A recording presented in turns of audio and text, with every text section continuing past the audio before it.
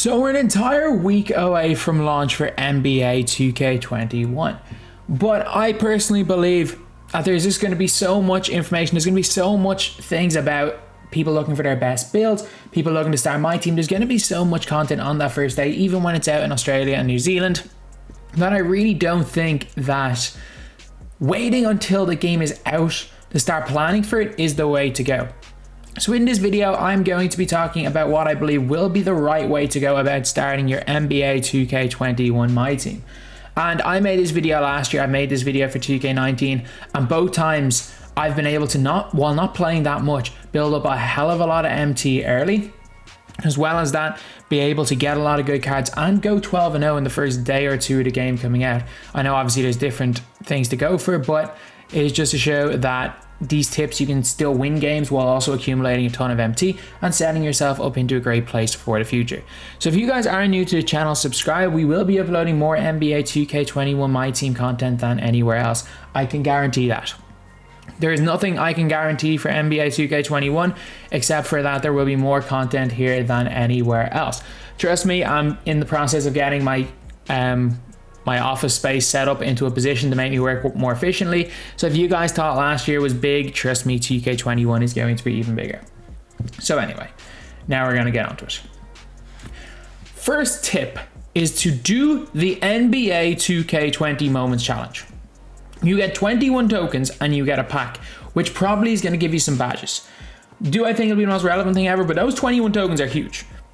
The 21 tokens almost gets you to the Sapphire board. And I'm telling you, if someone like a Mirasan is on that Sapphire board like last year, trust me, it is going to be game changing. As well as that, you're probably going to get three free tokens for starting the game.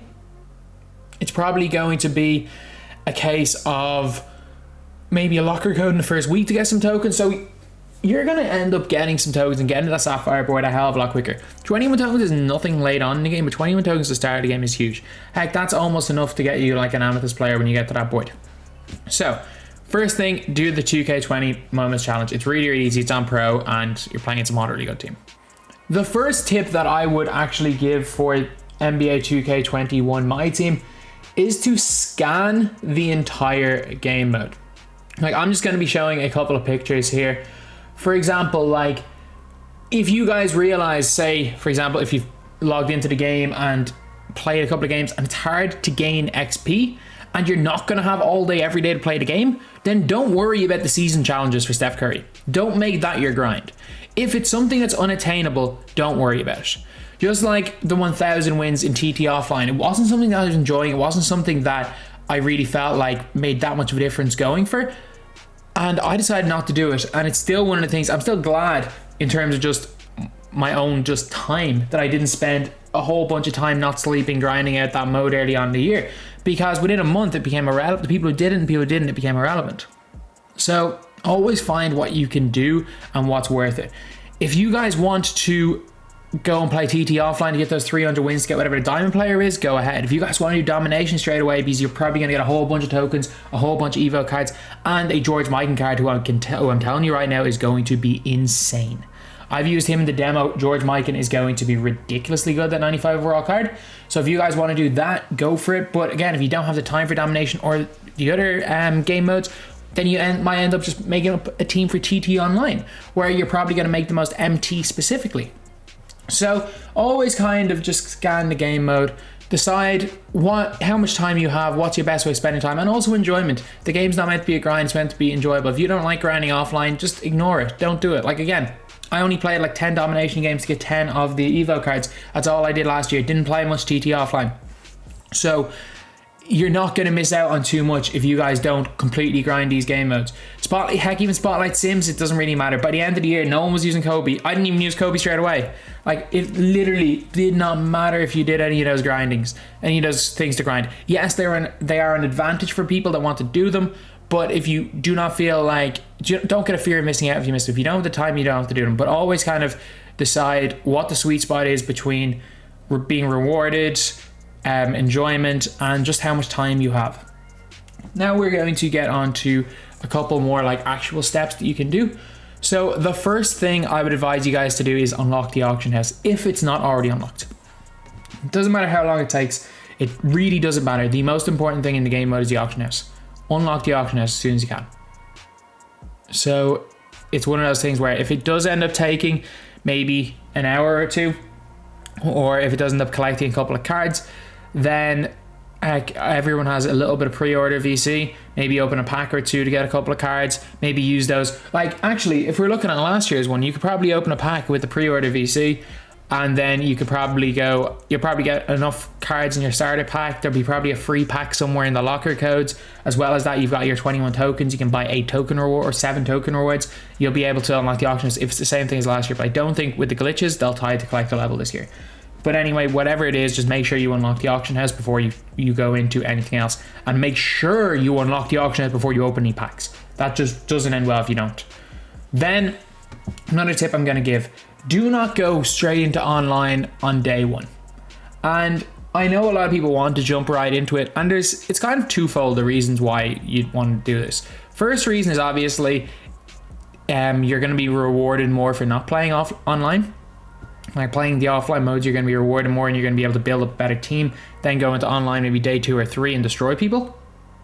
However, my biggest concern is every year there's some form of a sub glitch, connection issues. Every year at launch there's going to be a hashtag fix 2K20. There's going, like, trust me, it's happened the last 3 years. There's always going to be problems day one. It's not as much of a problem if you're overseas or like in Europe or something, because there's not as many people playing on the servers. But I'm telling you right now, fix 2K20 is not something that just happened in 2K20, it'll happen 2K21.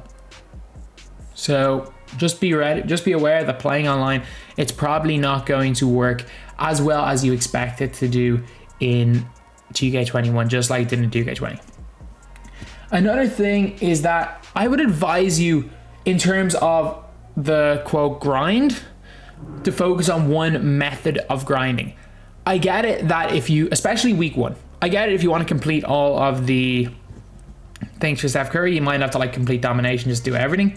However, I think especially week 1, you're going to want to focus on one mode, because I think if you do want to make that grind just to get a team, focusing on one mode is better, because the rewards gradually get better as you go on.